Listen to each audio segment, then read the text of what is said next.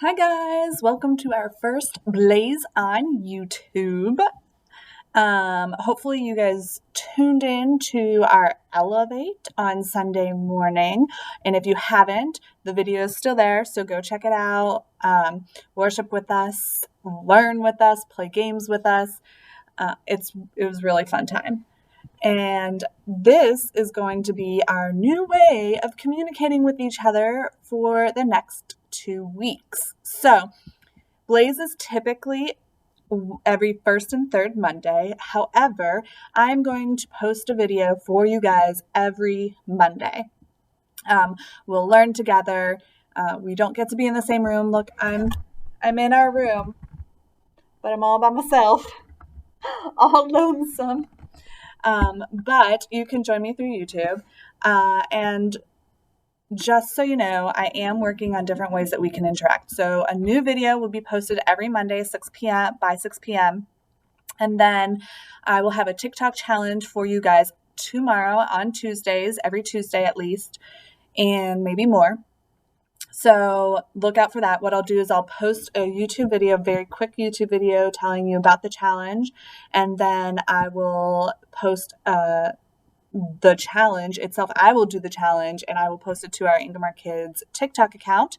And then you guys can follow suit. So if you have TikTok, if you don't, and your parents don't want you to have it, don't do it. Listen to your parents first.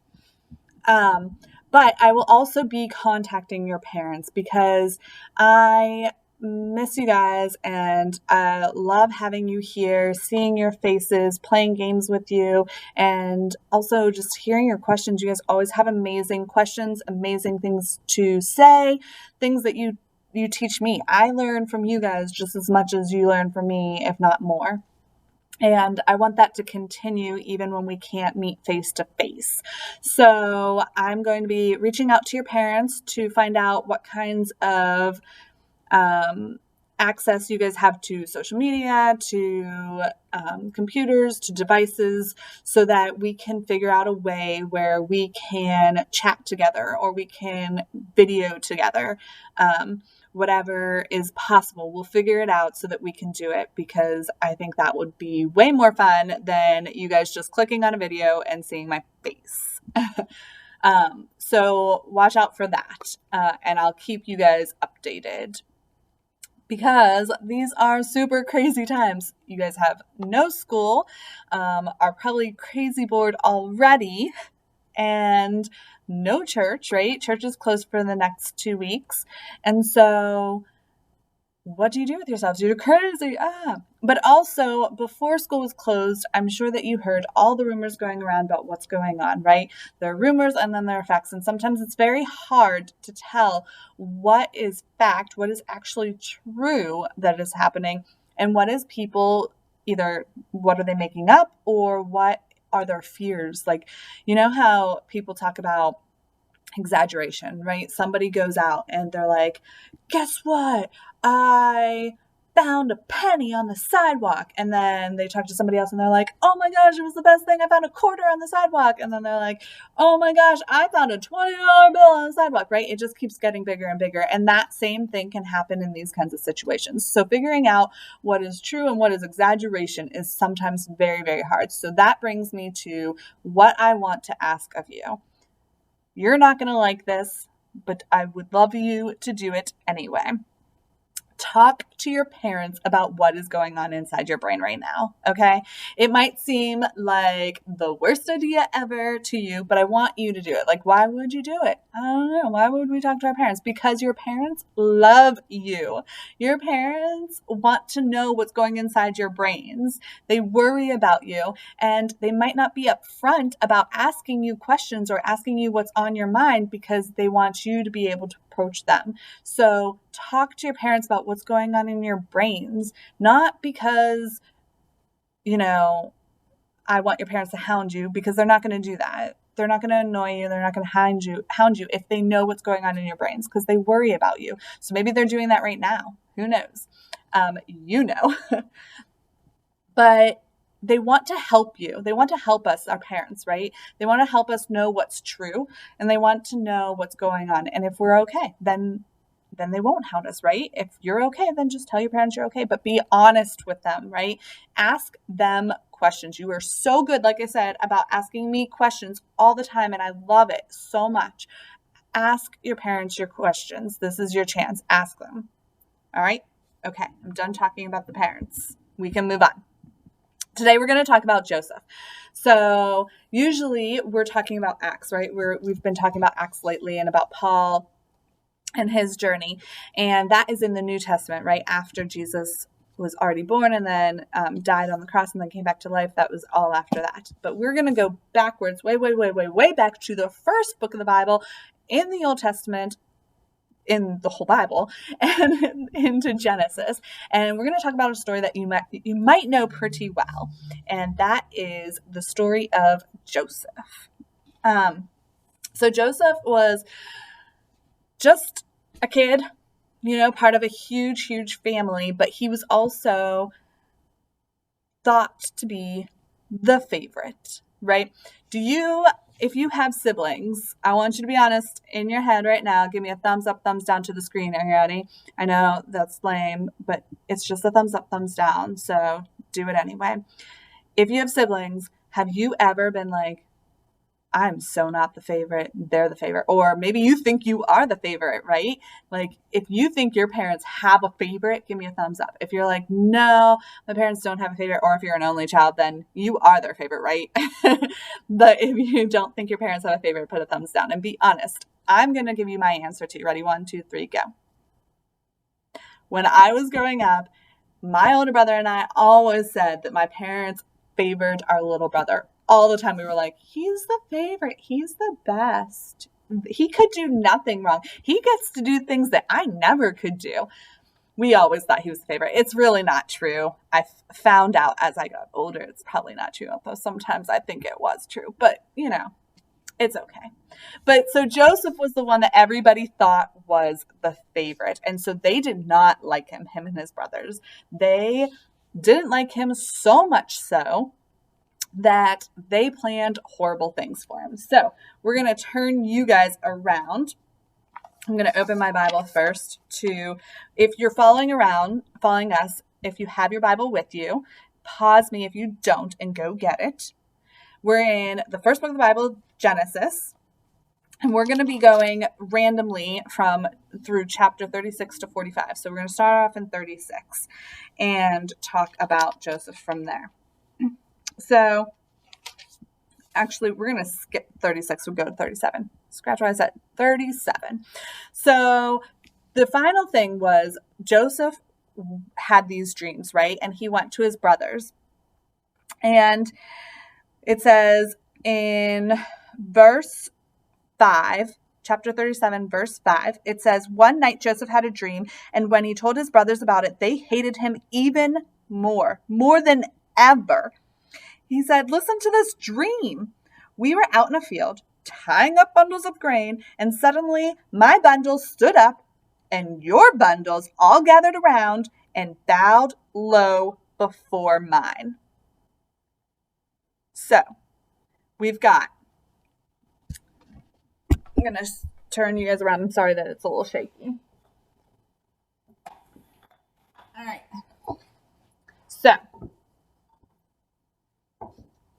We've got our brothers are going to be these air hockey things, right? Because his brothers were a little pushy. So they're all gathering around Joseph. Joseph's our little scarecrow. Oh, Joseph fell down. Joseph's a little scarecrow. So he says in the Bible, I'm going back to that verse right now. It said, listen to this dream. We were out in a field tying up bundles of grain. And suddenly my bundle stood tall and your bundles gathered around and bowed down to my bundle. So really, what Joseph is saying here is that his brothers are going to be bowing down to him. Now, if you already don't like your sibling because you think they're favored, are you going to like that sibling for saying, hey guys, did you know that I had this dream and you guys were all bowing down to me? Probably not. These brothers didn't, for sure. The Bible, like I said that his dream made them like him even more. Or, I'm sorry, not like him, even more. So, one day, Joseph's brothers conspired with each other, and they were like, hey, we've got to get rid of him. We've got to get rid of Joseph. What are we going to do? And they decided that we're going to move you a little bit more. See, this is the interactive part. Here we go. I'm going to try and see it. There we go. So, they decided that they found this well. Okay? We're on bumper pool here. They found this well, and they were going to push him down the well and leave him to die. That's how much they disliked their brother, guys. So Joseph came along one day and was like, hey, brothers, how's it going? Not even knowing what they were thinking. And they were like, hey, Joseph, can you go check out that well? I think I dropped something. And he was like, cool. Well, just as they were doing that, these other people came, and they were traders. And so, not traders as in like enemies, they were traders as in they traded things. And so they came along, and the brothers had a new idea, because they were like, well, we shouldn't push him down the well. What if we got something out of it, right? If we push Joseph down the well, he dies, yay, he's gone. But what if we sold him into slavery? What if these people coming along will take him as a slave and give us money? So we get rid of Joseph, and we get a bonus out of it. And that's what they did. They sold Joseph into slavery. Horrible brothers, right? Horrible brothers. Glad that I have mine. So, Joseph had to go over. We're going to scooch over this way now. Moving along. And he was in slavery, right? So he had to do a lot of work. But here's the thing. This is why we're talking about this. That's a really cruddy situation, right? Really awful. Who would want brothers who hate them, were going to kill them by pushing them down the well, and then sell them to be slaves? Slavery. Like, he's not going to get paid for this work, and he's not being treated well, and he's probably not eating well either. So, not liking the brothers in this story right now. But where is God in this story? Right? This awful thing is happening to Joseph, and where's God? Well, did Joseph get pushed down the well? He didn't. He got sold into slavery, which is awful and terrible, but he's not being left to die there in the well. And it seems like you're trading out worser for worse, the worst for worse, but still pay attention to the story. We're going to continue. I'm going to move this up a little bit so you can see my face. So we're going to continue. We've got Joseph here, who's working his butt off. But Joseph doesn't give up. Here's the cool thing. He doesn't give up. He doesn't let being sold into slavery, or that by now he knows, obviously, that his brothers are not his biggest fan and that his brothers did this to him. He's not giving up. He's not being like, well, this is my life now. This is what I have to do. This is what I'm deemed to do. No, he works hard and works his way up as a slave to be the manager of slaves, the supervisor of slaves. So he's sitting pretty now, right? He's still doing work, but he's getting a little bit, fed a little bit better. He's getting some benefits because he's supervising them. So things are looking up for Joseph here. And as soon as they start looking up, something else happens. So the people that he's working for as a slave, the wife was not the greatest person in the world, and she lied about Joseph.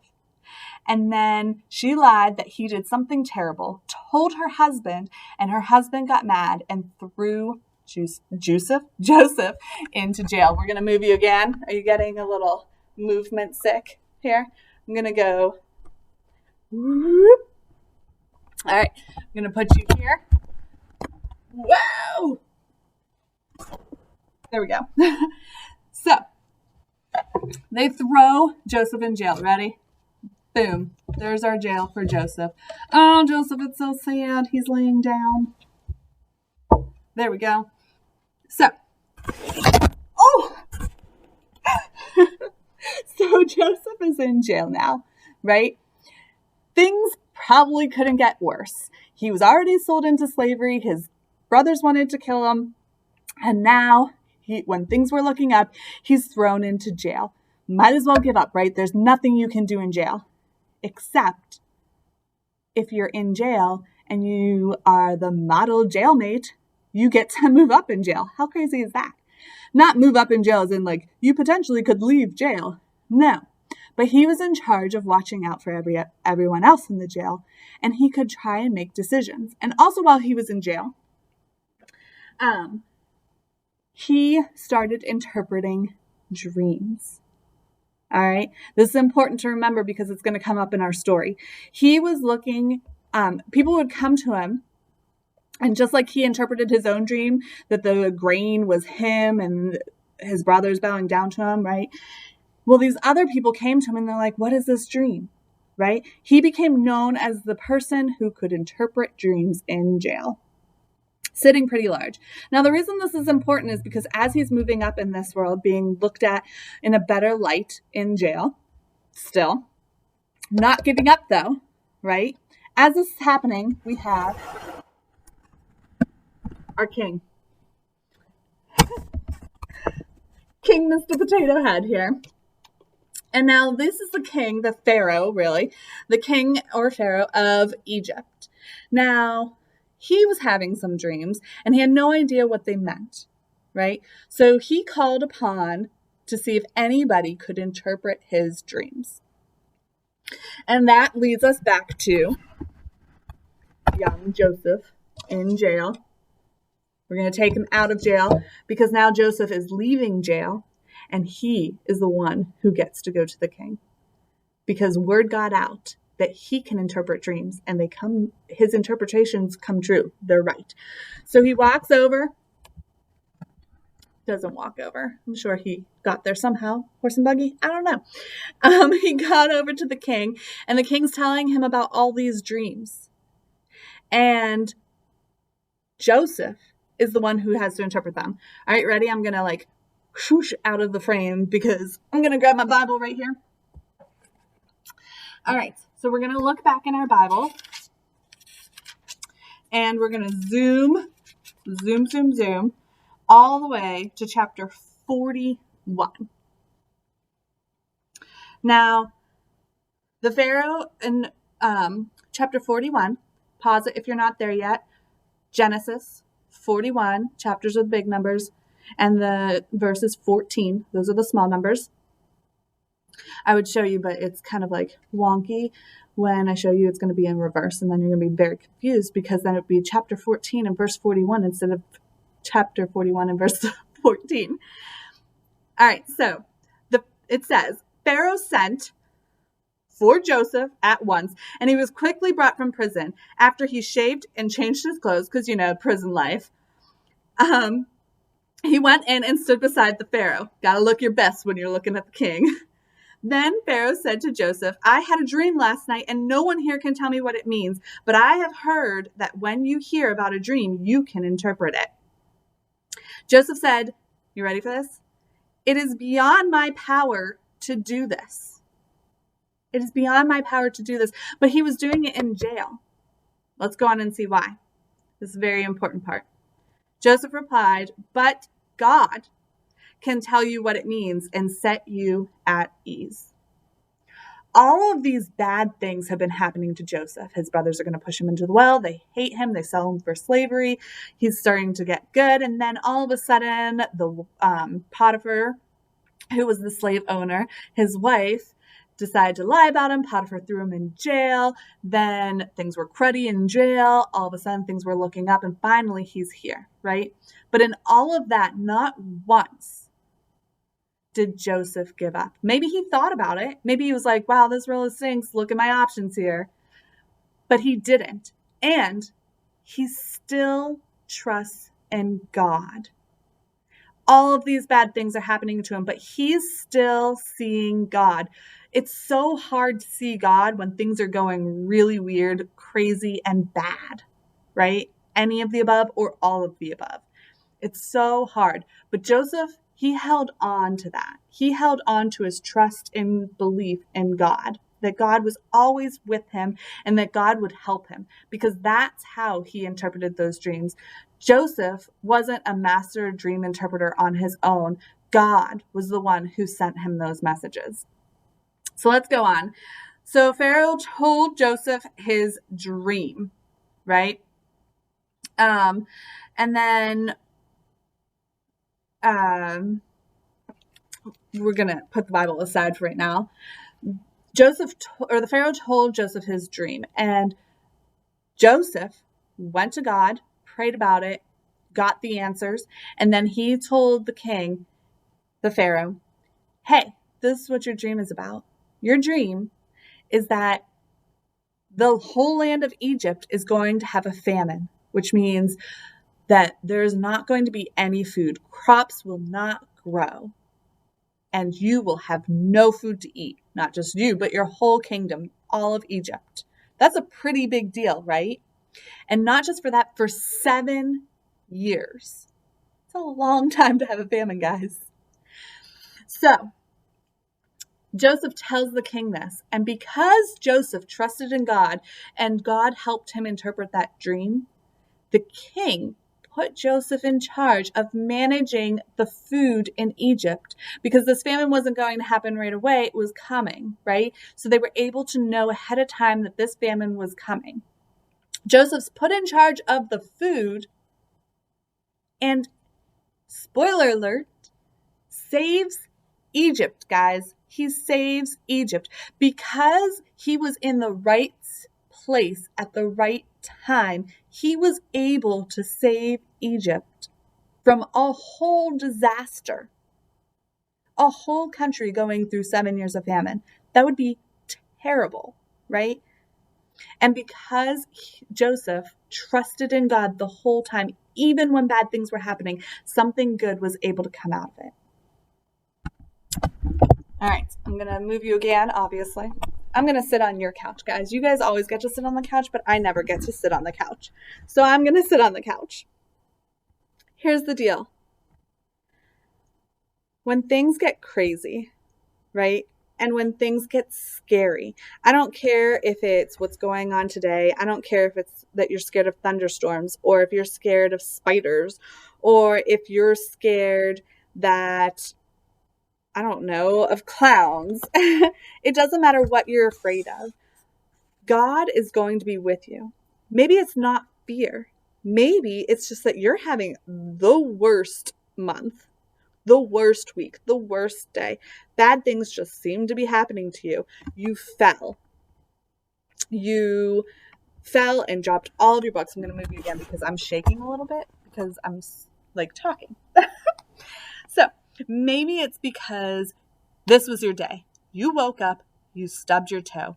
Then the shirt you were planning to wear today, it's in the dirty laundry. So you got to pick something else last minute. Then you're late to somewhere, right? Your parents are like, we've got to go right now. And you're like, oh, I don't have enough time to do everything I want to do. Maybe you're having that kind of day. Maybe you're having that kind of week. Maybe you're having that kind of month. Maybe it's the fear. I don't know. Whatever is going on, I want you to know that God is always with you.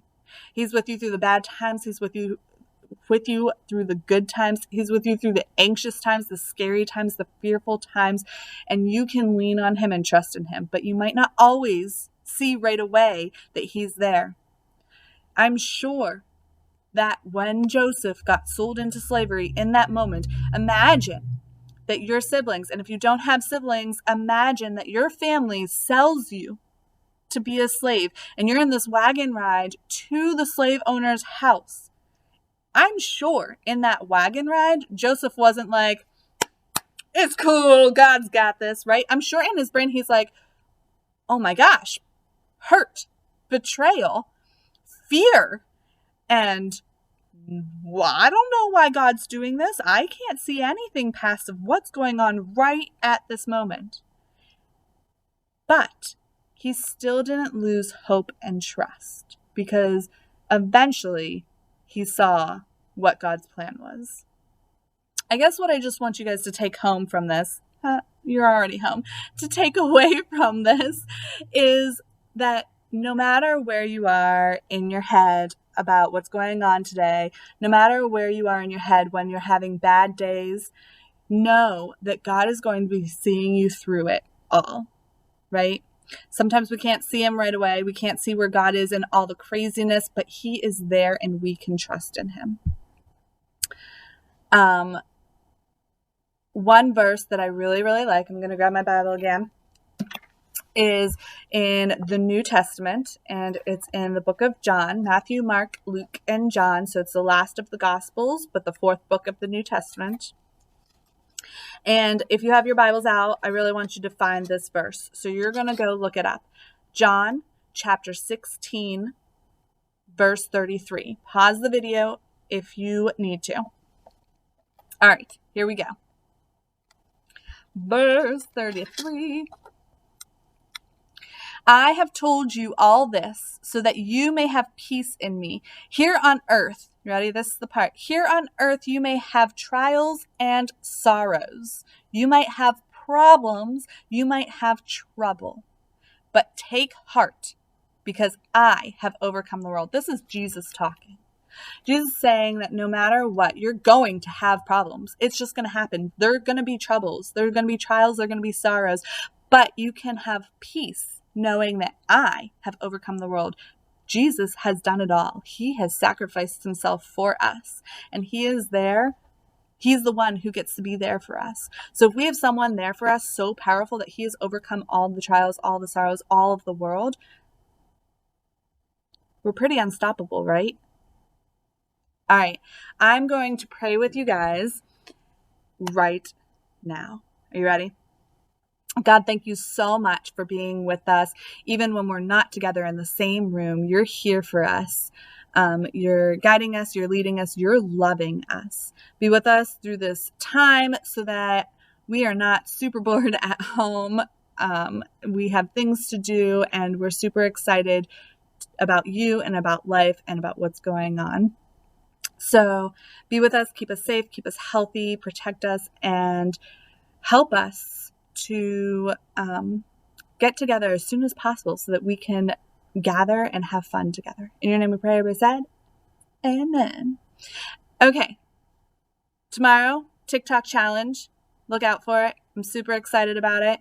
And then we will work on other ways we can interact.